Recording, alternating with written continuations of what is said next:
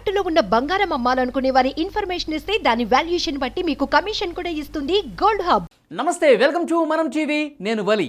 తెలంగాణలో మొత్తం లోక్సభ స్థానాలు 17. లోక్సభ 17 స్థానాలకు మే 13వ తారీఖున పోలింగ్ జరగబోతోంది. ముఖ్యంగా ఈ 17 లోక్సభ స్థానాల్లో ఏ పార్టీ గెలవబోతుంది, ఏ పార్టీ నుంచి ఏ అభ్యర్థికి విజయ అవకాశాలు ఉన్నాయి, మనం టీవీ ప్రజాభిప్రాయ సేకరణ తీసుకుంది. మనం టీవీ చేసినటువంటి సర్వేల్లో లోక్సభ 17 నియోజకవర్గాలకు సంబంధించి ఎక్కువ స్థానాలు ఏ పార్టీ గెలుచుకోబోతుందో మీకు చెప్పే ప్రయత్నం చేస్తాను.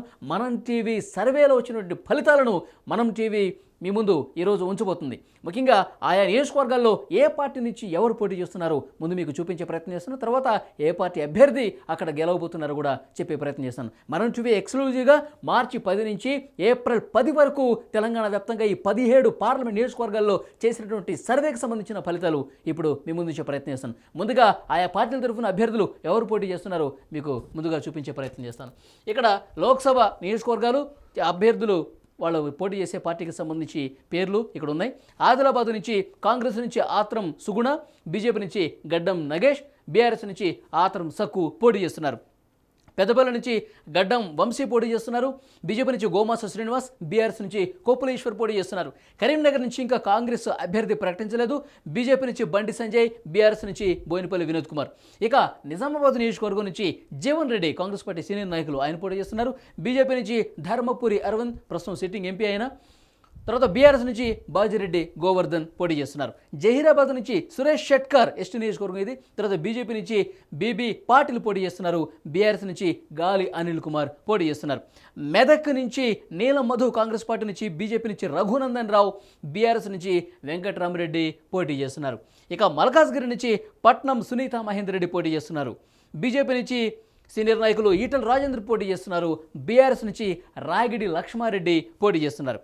ఇక సికింద్రాబాద్ నుంచి దానం నాగేందర్, ఆయన బీఆర్ఎస్ ఎమ్మెల్యే, ఖైరతాబాద్ ఎమ్మెల్యే, ఆయన ఇటీవల కాంగ్రెస్ పార్టీలో జాయిన్ అయ్యి సికింద్రాబాద్ ఎంపీ అభ్యర్థిగా ప్రస్తుతం ఆయన పోటీ చేస్తున్నారు దానం నాగేందర్. ఇక బీజేపీ నుంచి ప్రస్తుతం సిట్టింగ్ ఎంపీగా ఉన్నటువంటి కిషన్ రెడ్డి గారు మళ్ళీ అక్కడ పోటీ చేస్తున్నారు సికింద్రాబాద్ నుంచి. ఇక బీఆర్ఎస్ నుంచి పద్మారావు గౌడ్ పోటీ చేస్తున్నారు ఎంపీ అభ్యర్థిగా.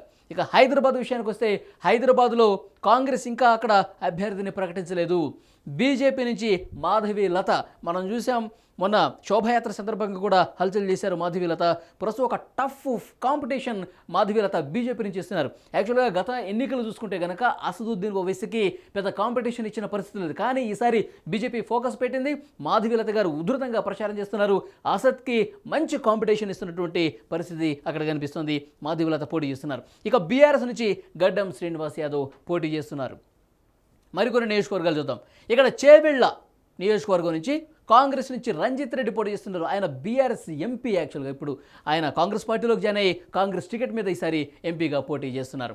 బీజేపీ నుంచి కొండా విశ్వేశ్వర రెడ్డి, బీఆర్ఎస్ నుంచి కాసాని జ్ఞానేశ్వర్, యాక్చువల్గా టీడీపీ నుంచి ఆయన బీఆర్ఎస్లోకి వచ్చిన విషయం కూడా మనకు తెలిసింది.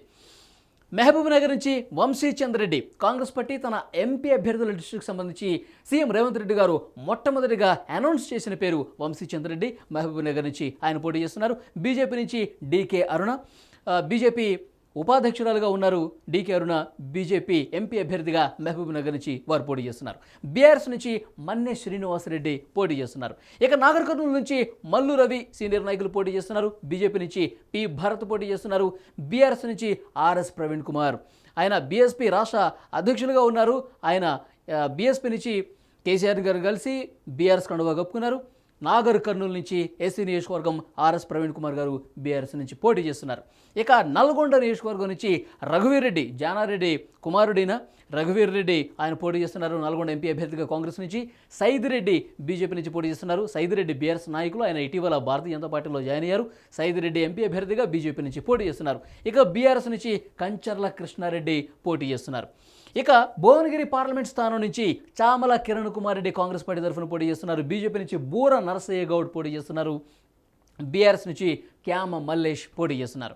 వరంగల్ నుంచి కడియం కావ్య, యాక్చువల్గా కడియం శ్రీహరి బీఆర్ఎస్ ఎమ్మెల్యేగా గెలుపొందారు. ఆయన ఇటీవలే కాంగ్రెస్ పార్టీలో జాయిన్ అయ్యారు. కడియం కావ్యకి బీఆర్ఎస్ ఎంపీ అభ్యర్థిగా టికెట్ ఇచ్చింది. అయినప్పటికీ కూడా గెలిచే పార్టీలో మేము పోటీ చేస్తాం తప్ప ఓడిపోయే పార్టీలో కాదంటూ ఒక లెటర్ రాసి మరి కడియం శ్రీహరి, కడియం కావ్య ఇద్దరూ కూడా కాంగ్రెస్ పార్టీలో జాయిన్ అయ్యారు. కడియం కావ్యకి ఇక్కడ కాంగ్రెస్ మళ్ళీ టికెట్ ఇచ్చిన పరిస్థితుంది. వరంగల్లో బీజేపీ అభ్యర్థిగా ఆరూరి రమేష్, బీఆర్ఎస్ అభ్యర్థిగా సుధీర్ పోటీ చేస్తున్నారు. మహబూబాబాద్ నుంచి బలరాం నాయక్, ఎస్టీ నియోజకవర్గం మహబూబాద్, కాంగ్రెస్ పార్టీ నుంచి బలరాం నాయక్ పోటీ చేస్తున్నారు. సీతారాం నాయక్ బీజేపీ నుంచి పోటీ చేస్తున్నారు. మాలోతి కవిత బీఆర్ఎస్ నుంచి పోటీ చేస్తున్నారు. ఇక ఖమ్మం నియోజకవర్గం నుంచి కాంగ్రెస్ అభ్యర్థిని ఇంకా ప్రకటించలేదు. నామినేషన్ ప్రక్రియ కూడా స్టార్ట్ అయిపోయింది. అయినప్పటికీ కూడా కాంగ్రెస్ ఇంకా కొన్ని స్థానాలు ప్రకటించని పరిస్థితి కనిపిస్తోంది. తాండ్ర వినోద్ రావు బీజేపీ నుంచి పోటీ చేస్తున్నారు. బీఆర్ఎస్ నుంచి నామా నాగేశ్వరరావు పోటీ చేస్తున్నారు ఖమ్మం నియోజకవర్గం నుంచి. సో ఓవరాల్గా 17 లోక్సభ స్థానాలకు సంబంధించి వీళ్ళు ఆయా పార్టీల నుంచి పోటీ చేసే ప్రధానమైనటువంటి అభ్యర్థులు. ఈ 17 స్థానాల్లో 3 స్థానాలు ఇంకా కాంగ్రెస్ పార్టీ ప్రకటించలేదు. ఒకటి ఖమ్మం, ఇంకొకటి కరీంనగర్, మూడోది హైదరాబాద్. ఈ 3 పార్లమెంట్ స్థానాల్లో ఇంకా అభ్యర్థుల్ని ప్రకటించాల్సి ఉంది. అయితే పార్టీ పరంగా మేము చేసినటువంటి ఈ సర్వేలో వచ్చినటువంటి ఫలితాలు మీ ముందు ఇచ్చే ప్రయత్నం చేస్తాను. ఏ పార్టీగా అక్కడ గెలుపు అవకాశాలని, ప్రజలు ఏ అభ్యర్థి వైపు ఎక్కువగా ఉన్నారో ఇక్కడ మీకు చూపించే ప్రయత్నం చేస్తున్నాను. ఆదిలాబాద్ నుంచి కాంగ్రెస్ పార్టీ అభ్యర్థి గెలవబోతుంది. ఆత్రం సుగుణకి అక్కడ విజయ అవకాశాలు ఉన్నాయి. ఇక పెద్దపల్లి నియోజకవర్గం నుంచి గడ్డం వంశీ, చెన్నూరు ఎమ్మెల్యే గడ్డం వివేక్ ఎవరైతే ఉన్నారో వారి కుమారుడు గడ్డం వంశీ, ఆయనకి గెలుపు అవకాశాలు స్పష్టంగా కనిపిస్తున్నాయి. కాంగ్రెస్ పార్టీ పెద్దపల్లిలో గెలవబోతుంది. ఇక కరీంనగర్ నుంచి బండి సంజయ్ ప్రస్తుతం సిట్టింగ్ ఎంపీగా ఉన్నారు. బీజేపీ నుంచి మళ్ళీ పోటీ చేస్తున్నారు. బండి సంజయ్ మళ్ళీ ఒకసారి గెలిచే అవకాశం చాలా స్పష్టంగా కనిపిస్తుంది. బీజేపీ నుంచి బండి సంజయ్ గెలవబోతున్నారు కరీంనగర్ స్థానం నుంచి. ఇక నిజామాబాద్ నుంచి మళ్ళీ బీజేపీ గెలవబోతుంది. ధర్మపురి అరవింద్ అక్కడ ఎంపీగా ఉన్నారు, సిట్టింగ్ ఎంపీగా. మళ్ళీ ఆయన పోటీ చేస్తున్నారు. మళ్ళీ ఆయనకే విజయ అవకాశాలు ఎక్కువగా ఉన్నాయి. బీజేపీ గెలుస్తోంది నిజామాబాద్లో. ఇక జహీరాబాద్ పార్లమెంట్ స్థానం నుంచి సురేష్ షెట్కర్ కాంగ్రెస్ అభ్యర్థిగా పోటీ చేస్తున్నారు. ఆయన గెలిచే అవకాశం కనిపిస్తోంది. జహీరాబాద్ నుంచి కాంగ్రెస్ గెలవబోతుంది. ఇక మెదక్ నుంచి బీఆర్ఎస్ అభ్యర్థి గెలవబోతున్నారు వెంకట్రామరెడ్డి. ఆయన మాజీ ఐఏఎస్, ఇటు బీఆర్ఎస్ పార్టీలో జాయిన్ అయ్యారు. ఎంపీగా ప్రస్తుతం పోటీ చేస్తున్నారు. వెంకట్రామరెడ్డి గెలిచే అవకాశాలు బీఆర్ఎస్కి చాలా స్పష్టంగా కనిపిస్తోంది మెదక్ పార్లమెంట్ స్థానంలో. ఇక మల్కాజ్గిరిలో పరిస్థితి ఏంటంటే సీనియర్ నాయకులు ఈటెల రాజేందర్ గెలిచే అవకాశం చాలా స్పష్టంగా కనిపిస్తుంది. మనం టీవీ చేసినటువంటి సర్వేలో బీజేపీ అభ్యర్థిగా ఉన్న ఈటెల రాజేందర్ గెలవబోతున్నారు మల్కాజ్గిరి నుంచి. ఎవరైతే అసెంబ్లీలో ఓడిపోయారో వాళ్ళు మల్కాజ్గిరిలో పోటీ చేసి ఎంపీ స్థానానికి పోటీ చేసినప్పుడు గెలిచే అవకాశాలు చాలా స్పష్టంగా గతంలో కూడా కనిపించినాయి. అదే సెంటిమెంట్ ఇక్కడ వర్కౌట్ అయినట్టు కనిపిస్తుంది.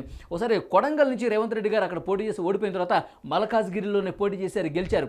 ఆ తర్వాత అంబర్పేటలో కిషన్ రెడ్డి గారు ఓడిపోతే సికింద్రాబాద్ నుంచి ఎంపీగా పోటీ చేసి గెలిచారు. ఇక్కడ కూడా ఈటెల రాజేందర్, అందరూ సీనియర్ నాయకులే. ఇక్కడ కూడా ఈటెల రాజేందర్ ఆయన హుజూరాబాద్లో పోటీ చేసి ఓడిపోయిన తర్వాత మల్కాజ్గిరిలో పోటీ చేస్తున్నారు.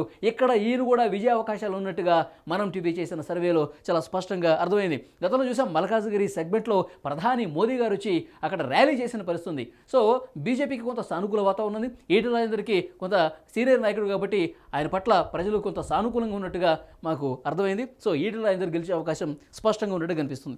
ఇక సికింద్రాబాద్ నుంచి భారతీయ జనతా పార్టీ రాష్ట్ర అధ్యక్షులు కిషన్ రెడ్డి ఉన్నారు, కేంద్ర మంత్రి. ఆయన మళ్ళీ పోటీ చేస్తున్నారు. అక్కడ కిషన్ రెడ్డి గెలిచే అవకాశం 100% ఉన్నట్టుగా మనం టీవీ సర్వేలో తేలింది. ఇక హైదరాబాద్ స్థానం నుంచి ఎంఐఎం అభ్యర్థిగా ఉన్న అసదుద్దీన్ ఓవైసీకే విజయ అవకాశాలు ఉన్నట్టుగా చాలా స్పష్టమైన సమాచారం కనిపిస్తుంది. మాధవీలత బీజేపీ క్యాండిడేట్, ఆమె ఉధృతంగా ప్రచారం చేస్తుంది. గట్టి పోటీ ఇస్తున్నప్పటికీ కూడా కొద్దిపాటి ఎడ్జ్లో అసదుద్దీన్ ఓవైసీ గెలుపొందే అవకాశం మనం టీవీ సర్వేలో తేలింది. యాక్చువల్గా బీజేపీ క్యాండిడేట్గా ఎప్పుడైతే మాధవీలత పేరు ప్రకటించారో ఆమె ఎప్పుడైతే ఉధృతంగా ప్రచారం చేస్తూ ఉన్నారు. సో మొన్న జరిగిన శోభాయాత్రలో కూడా ఆమె ప్రచారానికి మంచి స్పందన లభించింది. ఓల్డ్ సిటీలో ముఖ్యంగా శోభాయాత్ర సందర్భంగా ఆమె పలికినటువంటి హావభావాలు కావచ్చు, వీటన్నిటికీ మంచి స్పందన బీజేపీ శ్రేణుల నుంచి కనిపించింది. దాంతోపాటు ఆప్కి అదాలత్ ఎపిసోడ్ ఏదైతే ఉందో దానికి ఆమె పార్టిసిపేట్ చేసిన విధానం కావచ్చు, అక్కడ చేసినటువంటి ప్రసంగానికి సంబంధించి ప్రధాని మోదీ కూడా అప్రిషియేట్ చేసిన పరిస్థితి. అయినప్పటికీ కూడా అసదుద్దీన్ ఓవైసీకి అక్కడ ఎడ్జ్ కనిపించింది.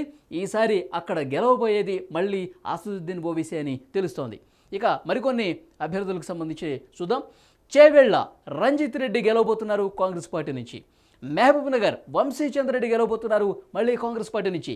నాగర్ కర్నూల్ మల్లు రవి గెలవబోతున్నారు కాంగ్రెస్ పార్టీ నుంచి. నల్గొండ నుంచి రఘువీర్ రెడ్డి గెలవబోతున్నారు కాంగ్రెస్ పార్టీ నుంచి. భువనగిరిలో బోర నరసయ్య గౌడ్ మళ్ళీ ఇక్కడ బీజేపీ అభ్యర్థి గెలిచే అవకాశం కనిపిస్తోంది. వరంగల్ నుంచి కడియం కావ్య కాంగ్రెస్ పార్టీ అభ్యర్థి గెలవబోతున్నారు. మహబూబాబాద్ బలరాం నాయక్ గెలవబోతున్నారు కాంగ్రెస్ పార్టీ నుంచి. సో ఖమ్మం ఇంకా పేరు ప్రకటించలేదు కాంగ్రెస్ పార్టీ నుంచి. అయినప్పటికీ కూడా ఎవరిని నిలబెట్టినా సరే కాంగ్రెస్ పార్టీయే అక్కడ గెలవబోతుంది. ఎందుకంటే ఖమ్మంలో 10 అసెంబ్లీ స్థానాలుంటే మొత్తం 9 గెలిచింది. ఒక్క భద్రాచలం మాత్రం బీఆర్ఎస్ గెలిచింది. ఆ భద్రాచలం ఎమ్మెల్యే కూడా కాంగ్రెస్ పార్టీలో జాయిన్ అయినటువంటి పరిస్థితి. సో ఓవరాల్గా అక్కడ ఎవరు నిలబెట్టినా సరే కాంగ్రెస్ పార్టీ అభ్యర్థి గెలిచే అవకాశం ఉందని మనం టీవీ సర్వేలో తేలింది. సో ఓవరాల్గా ఈ 17 స్థానాల్లో చూసుకుంటే కనుక 5 స్థానాల్లో భారతీయ జనతా పార్టీ గెలిచే అవకాశం ఉంది. 4 స్థానాల్లో గతంలో 2019లో భారతీయ జనతా పార్టీ గెలుచుకుంటే ఇప్పుడు 1 పెరిగి 5 స్థానాలు గెలుచుకోబోతున్నట్టుగా తెలుస్తోంది. దాని ఎంఐఎం 1 స్థానంలో గెలుస్తుంది. బీఆర్ఎస్ 1 స్థానంలో గెలుస్తోంది. గతంలో 2019లో 9 స్థానాలు ఉన్నటువంటి బీఆర్ఎస్ ఈసారి పూర్తిగా 1 స్థానానికి పడిపోయింది. కేవలం మెదక్ స్థానం మాత్రమే గెలిచే అవకాశం ఉంది. మెదక్ కొంత బీఆర్ఎస్ పట్టినటువంటి జిల్లా కాబట్టి అక్కడ కేసీఆర్ నియోజకవర్గం ఉంది, తర్వాత హరీష్ రావు నియోజకవర్గం ఉంది. సో డెఫినెట్గా అది కొంచెం కలిసి వచ్చే అంశం కాబట్టి బీఆర్ఎస్కి మెదక్ స్థానం 1 గెలిచే అవకాశం ఉన్నట్టుగా తెలుస్తుంది. సో మిగతా 10 స్థానాల్లో కూడా కాంగ్రెస్ పార్టీ గెలుస్తుంది. 2 అంకెల నెంబర్ సాధిస్తోంది కాంగ్రెస్ పార్టీ. 10 స్థానాల్లో గెలుచుకోబోతుంది. తెలంగాణ ఏర్పడిన తర్వాత 2 అంకెల ఎంపీ స్థానాలు మొట్టమొదటిసారిగా కాంగ్రెస్ గెలుచుకోబోతుంది. అధికారంలో కాంగ్రెస్ పార్టీ ఉంది కాబట్టి కాంగ్రెస్ వేవ్ రాష్ట్రం ఉంది కాబట్టి డెఫినెట్గా 10 స్థానాల్లో గెలిచే అవకాశం కనిపిస్తోంది. 10 కాంగ్రెస్, 5 బీజేపీ, 1 ఎంఐఎం, 1 బీఆర్ఎస్, మొత్తం 17 స్థానాలు. ఈ విధంగా మనం టీవీ ఫలితాలను బట్టి తెలుస్తుంది. చూద్దాం. ఇంకా మే 13 ఎంతో సమయం లేదు. మే 13న పోలింగ్ జరుగుతుంది. జూన్ 4న ఫలితాలు ఉండబోతున్నాయి. సో మనం టీవీ సర్వేకి సంబంధించిన రిపోర్టు ఎంతవరకు వాస్తవానికి దగ్గరగా ఉందో లేదో తెలుస్తుంది. Thank you very much.